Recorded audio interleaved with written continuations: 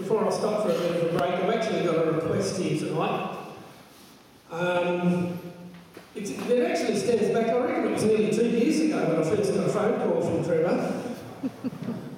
And I've got to show you, look at me, 2 years in advance, but anyway. But he came in the shop here a couple of weeks ago, and he mentioned one poem and wanted to know if I could do that. So this is a bit of a request. Now, this one was written by Hartin, and it's a bit more of a modern one, but there's a few people here, I mean, you're driving your old cars, but there's a few who have flown in aeroplanes at times, and if you're anything like me, you get a bit nervous. Well, that's pretty common, I think. So this is called Turbulence. Now, forget the first line. Here's a tale of Billy Hayes from out near Alice Springs, a wild young ringer in his day who done some crazy things. He jumped bulls over fences, raced a colt up Ayers Rock. You see, his legs weren't built for walking. They were made for riding stock. A legend of the rodeos, from aileron to broom. An untried horse at 6 a.m. was saddle broke by noon. No form of equine foolery Bill wasn't game to try. But one thing really spooked him. He was way too scared to fly. If I was meant to do it, I'd have feathers in a beak. You could take the plane there in a day, I'll drive and waste a week. I've been told they're safe as houses, and mechanically they're sound, but I can't see no rope or bridle, so I'm sticking to the ground. Then one day, Billy got a phone call from his mate in Adelaide. It seems he'd got his girlfriend pregnant, so the wedding cards were made. Bill, I don't care how you do it. You can beg, steal or borrow, but mate, you gotta take the plane because the wedding day's tomorrow. Well, Billy cursed and spat and said, "Dad, don't be bloody coot. He knows I jump on anything that's coming out to shoot. I caught stallions that'd kill you. I caught bulls going off their brain. But I never thought there'd come a day I'd have to catch a plane." Well, Billy legged it to the airport. He thought, this is it. The lady at the counter asked, "Where would you like to sit?" "Hey, you know that black box thing they always seem to find? Well, you can put me right inside it if you wouldn't bloody mind." Well, the lady smiled politely and, "Sir, I'll take your bag." "Hey, I don't bloody think so. And by the way, it's called a swag." Now, Bill was sweating buckets when they finally cleared the strip. He had his seatbelt on so tight he was bleeding on the hip.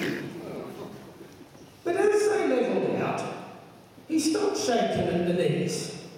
He looked around and relaxed. "Hey, this flying game's a breeze." Well, he clicked his seatbelt undone, stretched out in his seat. He couldn't stretch too far because his swag was at his feet. The captain announced something and Bill asked the hostess what was said. "Sir, you'd better buckle up. There's some turbulence ahead." "Turbulence? What's that?" "Well, sir, it's pockets caused by heat. And if it gets severe, it could throw you from your seat." "Throw me? I'll be bucketed." Bill pushed his seat right back. He threw his legs around his swag and shoved his left hand through the strap. He jammed down his Akubra. He was ready now to ride. And when things got pretty bumpy, Billy yelled, "Outside!" The plane, she dropped 1,000 feet, rose up 500 more. As his head near hit the ceiling, Billy gave a mighty roar. "I've roared all through the territory and never come unstuck. So give me all you got, big bird, and buck, you bastard buck." And while the passengers were screaming in fear of certain death, Billy whooped and hollered till he near run out of breath. You would have thought that careless swag was welded to his ass. And before the ringer knew it, he bucked up to business class. There was no taming this creature. It had 10 gears and reverse. But that didn't worry Billy. He just bucked on through to first. He'd done somersaults with twists on this mongrel mount from hill, and he yelled out to the pilot, "Man, for Christ's sake, ring the bell!" He was bleeding from the bugle. He had cuts above both eyes. If you weren't there on the spot, you'd probably think I'm telling lies. He'd been upside down and inside out, done flips with triple spins. I've seen some great rides in my time, but hands down, Billy wins. When the flight returned to normal, Bill was flat out on the deck. Still stuck to his swag, but geez, he looked a bloody wreck. He was bleeding from the bugle. I did that bit. He pulled himself together, stood up and raised his hat. "I've had some tough trips in me time, but never one like that. An 8-second spin in Alice proves you built of sturdy stuff. But I was up there near a minute, and I reckon that's enough." Well, the first class folk were dumbstruck by this crazy ringer's feat. But Bill just cracked a coldie and walked back to his seat. And now years have passed, and Bill's long give that bucket man away. Too many breaks and dusty miles for far too little pay.